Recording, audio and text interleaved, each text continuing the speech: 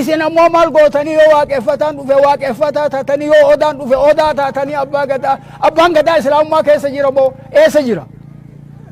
islaamummaa keessa hin jiru moo imaam baas tafsiisee ta'ina dubbiin taruma dubbiin dubbii rabbiiti kennan kenna rabbiiti uumaan rabbiiti rabbii keessan qabadha olii gadin dhahina olii gadin dhahina isin mashaayiknillee olii gadanillee hin dha'u isinillee hin dhahina anaan ammoo yookaan isa baajette yookaan jooroo xabi yookaan jettee moo jenne duree jennee haanu rukuteetiin karaa nu dabarsuu barbaaddaniire lakki haanu dha'uu barbaaddaniisi hafuura nu kutuu barbaaddan moo hin barbaaddanis hin barbaadnu jedha maree waliin deeman malee ani gaafa odaa san xiqqoo isinii tiqir jedhe afownaa lillaa isinii dhiisa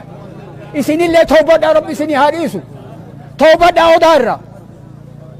hin diddan amma